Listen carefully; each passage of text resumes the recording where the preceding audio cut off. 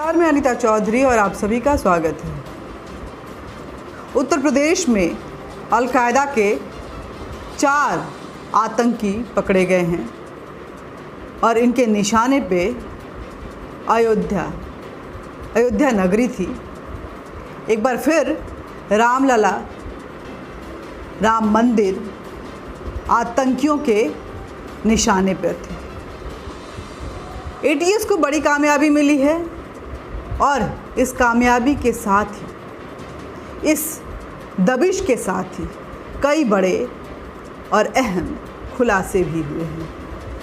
उत्तर प्रदेश विधानसभा चुनाव के ठीक पहले जिस तरह से वहाँ पे आतंकी सुगबुगाहट तेज हो गई थी और जिसको कि एटीएस ने निरस्त करने की भरपूर कोशिश की, इससे साफ जाहिर है कि उत्तर प्रदेश कहीं ना कहीं विश्व भर के आतंकी संगठनों के निशाने पे है। निशाना इसलिए क्योंकि वहाँ का मुख्यमंत्री फ़िलहाल एक हिंदू चेहरा है जो भगवाधारी है। वहाँ राम मंदिर बन रहा है जो हिंदुओं का नाज होता है, जिसकी लड़ाई हिंदुओं ने लंबी लड़ी है और उस लंबी लड़ाई के बाद न जाने कितनी जाने के बाद इस राम मंदिर का निर्माण शुरू हुआ है। लेकिन आतंकी संगठनों से, खासकर पाकिस्तान बैक्ड आतंकी संगठनों को ये बात डाइजेस्ट नहीं हो पा रही है, पच नहीं पा रही है। ये जो आतंकी पकड़े गए, इनके तार अल-कायदा से जुड़े हुए हैं। अल-कायदा की जड़ कहाँ है हम सभी जानते हैं, उसका सरगना कौन है ये भी हम जानते हैं। इन वजहों की तफ्तीश करने के पहले आइए जान लेते हैं कि आखिर क्या कुछ हुआ इस दबिश के बाद। 2 आतंकी पहले ही एटीएस के द्वारा लखनऊ से पकड़े गए थे और ये रविवार की बात है। पकड़े गए आतंकी के पास से कई नक्शे मिले, कुकर बम मॉड्यूल मिला और उन नक्शों को देख के पुलिस और एटीएस और सारी एजेंसियां अचंभित रह गईं, क्योंकि उस नक्शे पे निशाना राम मंदिर पे भी था, निशाने पे मथुरा और काशी भी था, कई बस स्टॉपेज और रेलवे स्टेशन थे और कई अहम शहर थे, कई बड़े शहर निशाने पे थे। कुकर बम का ज़्यादा से ज़्यादा इस्तेमाल किया जाता ऐसा लग रहा था, क्योंकि इनके पास से बाकी चीज़ों के साथ साथ कुकर बम का भी पकड़ा जाना हुआ है और पूछताछ जारी है। आपको बता दें कि जो 2 आतंकी पकड़े गए थे उनका नाम मसुद्दीन और मिन्हाज है। वैसे आतंक का कोई धर्म नहीं होता है, लेकिन जब भी कोई आतंकी पकड़ा जाता है वो ख़ास धर्म से ही होता है, ये हमने अभी तक देखा है। और ये दबिश जब भी होती है, एक सवाल दिमाग में कौंध जाता है कि आखिर यही ख़ास कौम क्यों, और हर बार इसके तार पाकिस्तान से क्यों जुड़े होते हैं। आखिर हिंदुस्तान में रहकर, हिंदुस्तान की खाकर, हिंदुस्तान का पानी पीकर इस मिट्टी के साथ इतनी दगाबाजी क्यों। वजह आपको बता दूं कि इस देश का बंटवारा हुआ था 1947 में, और जब बंटवारा हुआ था तो बंटवारा मजहबी था, धर्म के आधार पे हुआ था। मुसलमानों ने पाकिस्तान की मांग की थी, तब मुसलमानों का नुमाइंदा संगठन जो था वो मुस्लिम लीग था। मुस्लिम लीग ने पाकिस्तान के फेवर में ज़बरदस्त वोटिंग की थी और उस वोटिंग के साथ ही पाकिस्तान का निर्माण हो गया था। जब पाकिस्तान का ऐलान हुआ तो इतनी खून खराबा हुई, इतना कत्लेआम हुआ कि हिंदुओं को भेड़ बकरी की तरह काटा गया। आज भी पाकिस्तान में हिंदू भेड़ बकरी की तरह ही काटे जाते हैं। अभी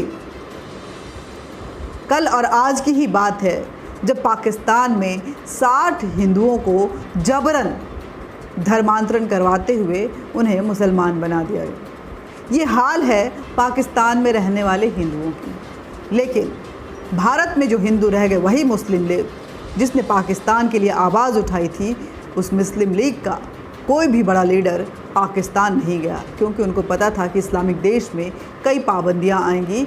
शायद हिंदुस्तान की वो खुलापन, वो आज़ादी, वो वहाँ नहीं मिल पाता। यही वजह है कि वो हिंदुस्तान में रह गए। हिंदुस्तान में रह गए, हिंदुस्तान ने उन्हें स्वीकारा भी, लेकिन उन्होंने हिंदुस्तान को कभी नहीं स्वीकारा। और उसके बाद स्लीपिंग की सेल की तरह पाकिस्तान का साथ निभाते हुए वो हिंदुस्तान के खिलाफ अपनी गतिविधियों को हर बार बदस्तूर तेज़ करते रहे, चलाते रहे। आतंकी घटनाएं यहाँ होती रहीं, आतंकी स्लीपिंग सेल यहाँ हर वक्त आपको नज़र आएंगे, गाहे बेगाहे पकड़े जाते नज़र आएंगे, जैसे कि अभी हुआ। और ये स्लीपिंग सेल जब भी हिंदुत्व अपनी आवाज़ उठाता है, जब भी हिंदू अपने आप को मजबूत पाता है, ये स्लीपिंग सेल, ये पाकिस्तानी परस्त मुसलमान एक्टिव हो जाते हैं। 2022 का चुनाव आना है। हम सब जानते हैं कि इस चुनाव के रिज़ल्ट जो हैं, नतीजे जो हैं, वो उसके एक झलक ट्रेलर जो है वो आने शुरू हो चुके हैं। और इसमें कोई दो मत नहीं कि 2022 में एक बार फिर उत्तर प्रदेश में कमल लहराने वाला है, कमल खिलने वाला है। और वहाँ एक बार फिर योगी आदित्यनाथ, भगवाधारी योगी आदित्यनाथ, हिंदुत्व का चेहरा योगी आदित्यनाथ एक बार फिर वहाँ के मुख्यमंत्री बनकर शासन और प्रशासन को एक नियमित तौर से चलाएंगे। और वही मुख्यमंत्री जिसकी तारीफ़ यूएनओ भी कर रहा है, जिसकी तारीफ़ संयुक्त राष्ट्र कर रहा है, जिसकी तारीफ़ अमेरिका कर रहा है, जिसकी तारीफ़ ऑस्ट्रेलिया कर रहा है। ऑस्ट्रेलिया बोल रहा है कि योगी आदित्यनाथ, एक योगी आदित्यनाथ ऑस्ट्रेलिया को भी चाहिए जो इतना अच्छा मैनेजमेंट कर सके, चाहे वो क्राइम हो, चाहे वो कोविड हो। ऑस्ट्रेलिया के संसद में ये ऑस्ट्रेलियन पार्लियामेंट्रियन की तरफ से कहा गया है। ये धमक है योगी आदित्यनाथ की, लेकिन आतंकी इसको बर्दाश्त नहीं कर पा रहे हैं। पाकिस्तान बौखलाहट में है। चीन के सामने वो हाथ फैला फैला कर उसकी मदद लेते हुए वो हिंदुस्तान को बर्बाद करना चाह रहा है। कितना कामयाब हुआ वो आपने देख लिया कि वो कोशिशें करता है और पकड़ा जाता है। पकड़े जाने के बाद वो मुंह मोड़ लेता है, वो झूठ बोलता है। इन आतंकियों के पास से और क्या क्या चीज़ें मिली हैं ये भी आपको बताएंगे। लेकिन आपको बता दें कि ये जो 2 आतंकी पकड़े गए हैं, इनके कई साथी अभी फरार हैं, जिनका कानपुर से कनेक्शन हो रहा है। कानपुर के बारे में भी आपको इतिहास बताएंगे कि आतंक को लेकर क्यों हमेशा सुर्खियों में रहता है कानपुर। एटीएस ने की कई टीमों ने कई शहरों में, मसलन चमनगंज, जजमू, नई सड़क, मछेरिया जैसे इलाकों में अपना डेरा डाल दिया है। इन पे पैनी नज़र रख रहा है। सूत्रों के मुताबिक एटीएस दबिश डालकर 4 से 5 और आतंकियों को हिरासत में ले चुका है। इन दोनों के अलावा लखनऊ में पकड़े गए मसूद्दीन और मिनहाज अलकायदा समर्थित अंसार गज़वातुल हिंद संगठन के सक्रिय सदस्य हैं। इनका डलर उमर हलमंदी पाकिस्तान में बैठा हुआ है, जो इनको ऑपरेट करता है और वो पाकिस्तान से इनको संचालित करता है, इनको निर्देश देता है और इनके लिए रोड मैप खाका तैयार करता है। वो बताता है कि कैसे राम मंदिर को उड़ाना, क्योंकि नक्शे में राम मंदिर, अयोध्या की पूरी मैप मिली है, मथुरा मिला है और काशी भी। और इन शहरों को लेकर के कितना जज्बाती होता है आतंकी संगठन, ये हम आज से नहीं बहुत पहले से जान रहे हैं, क्योंकि ये शहरें मंदिरों की मिसाल हैं, देवभूमि है। इन शहरों में हिंदुओं की आत्मा बसती है। शायद ये पाकिस्तानी आतंकवादी संगठनों को पचता नहीं है। मिनहाज और मसूद्दीन कानपुर समेत यूपी के प्रमुख शहरों के युवाओं के साथ आतंकी संगठन अपने आतंकी संगठन के साथ वो काम कर रहे थे। कई युवाओं को उन्होंने इससे जोड़ रखा था, उनको बरगला रहे थे। मसउद्दीन और मिन्हाज के साथ कई साथी कानपुर में छिपे हुए हैं जो इनके लिए काम करते थे और ATS, STF और बाकी जो एजेंसियां हैं इन पे कड़ी निगरानी रखी हुई हैं। इनके ऊपर अपना डेरा डाली हुई हैं कि ये बिल से निकले नहीं कि पकड़े जाएंगे। फ़िलहाल इनका भागना नामुमकिन लग रहा है क्योंकि इनको पता होना चाहिए जिस शहर में ये आतंकी गतिविधियों को तेज़ करना चाहते थे, दरअसल वो शहर योगी आदित्यनाथ का है, जो कभी भी इस तरह के क्रिमिनल्स और आतंकियों को बख्शते नहीं हैं। उनका जाना तय होता है, ये भी जाएंगे। जानकारी के मुताबिक मसउद्दीन और मिन्हाज के पास से ATS को कानपुर के रक्षा संस्थानों के नक्शे मिले हैं। इसके साथ ही दोनों कानपुर भी आए थे, ये भी बात पुख्ता हो चुकी है। शहर के विभिन्न स्थानों का निरीक्षण किया था इन लोगों ने। ATS की पूछताछ में पता चला कि इनके साथी कानपुर में हैं जो मसउद्दीन और मिन्हाज के लिए काम करते हैं। कानपुर से जुड़ी जानकारियों को आतंकियों तक पहुंचाते थे। ये दोनों ही आतंकी अपने सहयोगियों की मदद किसी बड़ी घटना को अंजाम देने के लिए कर रहे थे। इनके निशाने पे जिस फिराक में थे, उस फिराक की अगर बात करें तो सबसे पहले टारगेट जो था वो राम मंदिर था, जो कि अभी बन रहा है। अयोध्या के और छोटे छोटे मंदिर थे, मथुरा का मंदिर भी था और कई नामी गिरामी शहर भी थे। कई पॉलिटिशियन योगी आदित्यनाथ सहित वो भी इनके निशाने पे थे। चेकिंग जो है बड़ी दुरुस्त कर दी गई है। अब आइए बताते हैं कि आखिर कानपुर की ही चर्चा क्यों हो रही है। कानपुर में अगर देखें तो आतंकी घटनाओं के लिए ये शहर बड़ा मशहूर है, बदनाम शहर है ये।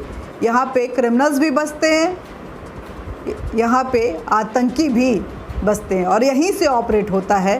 कई आतंकी घटनाओं को आप देखेंगे तो आप पाएंगे कि शहर में न जाने कैसे कैसे गतिविधियाँ जो हैं वो चलती रहती हैं और स्लीपिंग सेल अपने मंसूबों को कामयाब करने के लिए कई रोड मैप तैयार करते रहते हैं। 21 साल पहले की अगर बात करें तो 14 अगस्त 2000 में आर्यनगर में पहला कुकर बम धमाका हुआ था। संचेडी में 11 सितंबर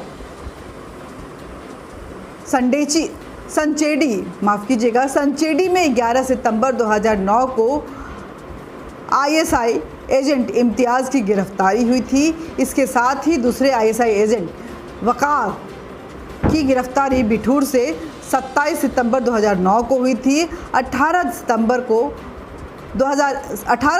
2011 को ATS ने रेल बाज़ार से रहमान उर्फ गुड्डू को अरेस्ट किया था। रहमान ISI एजेंट था, पाकिस्तान को सूचनाएं भेजता था। पटना विस्फोट करने वाले एक संदिग्ध को ATS ने 14 अप्रैल को पनकी स्टेशन से, कानपुर के ही पनकी स्टेशन से गिरफ्तार किया था। 2017 में ISI के आतंकी के खुरासान मॉड्यूल का यहाँ पे खुलासा हुआ था कानपुर में ही। ATS ने हिजबुल मुजाहिदीन के करुजम्मा उर्फ कमरुद्दीन को 14 सितंबर 2018 में जाजमऊ से अरेस्ट किया था। और इस तरह से अगर हम देखें तो ऐसे कई अरेस्ट और ऐसे कई आतंकी घटनाओं के पीछे कानपुर में छिपे इन संदिग्धों का हाथ आपको नज़र आएगा। फ़िलहाल ATS जो है वो पूछताछ कर रही है और पूछताछ में और बड़े खुलासे होने की संभावनाएं हैं। जो खबर आ रही है उसके मुताबिक ये बिल्कुल टारगेट पे थे कि किसी भी तरह इनके टारगेट पे योगी आदित्यनाथ थे 2022 के चुनाव के पहले। साथ ही वो राम मंदिर को भी अपने टारगेट पे रखे हुए थे।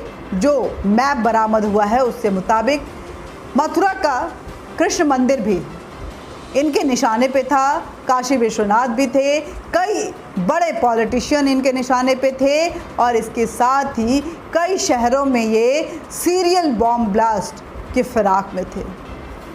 देखना होगा कि आखिर और कितने आतंकी पकड़े जाते हैं और उत्तर प्रदेश जो कि फ़िलहाल आतंकियों और क्रिमिनल्स के लिए एक मौत का शहर कहलाने लगा है, वहाँ पे ये आतंकी आखिर कब तक अपने आप को बचा पाते हैं। आतंकी पाकिस्तान से ऑपरेट हो रहे थे, निशाने पे योगी आदित्यनाथ ही नहीं बल्कि हमारे रामलला के राम मंदिर भी था। सोचिए, समझिए और समझने के बाद आने वाले समय में जो गतिविधियां हो रही हैं उस पर अपनी पैनी नज़र रखिए और अपने विवेक के साथ 2022 की तैयारी कीजिए, क्योंकि आप जनता हैं और आप जनार्दन हैं। जगन्नाथ यात्रा आज से शुरू हुई है। आप सभी को जगन्नाथ यात्रा की बहुत बहुत शुभकामनाएं। अपने जनार्दन पावर को समझिए और उसका बेजा इस्तेमाल नहीं बल्कि भरपूर इस्तेमाल कीजिए। नमस्कार, जय हिंद, जय भारत। बातचीत होती रहेगी। वीडियो को ज़्यादा से ज़्यादा शेयर कीजिए। बहुत अहम जानकारियाँ हैं ये, हर किसी के पास पहुँचनी चाहिए। हर किसी को जानना चाहिए कि आखिर किस तरह इस देश को बर्बाद करने के लिए अलग अलग साजिशें रची जा रही हैं। हमारे चैनल को सब्सक्राइब ज़रूर कीजिए और साथ ही अपने कमेंट बॉक्स में कमेंट कीजिए, सुझाव दीजिए।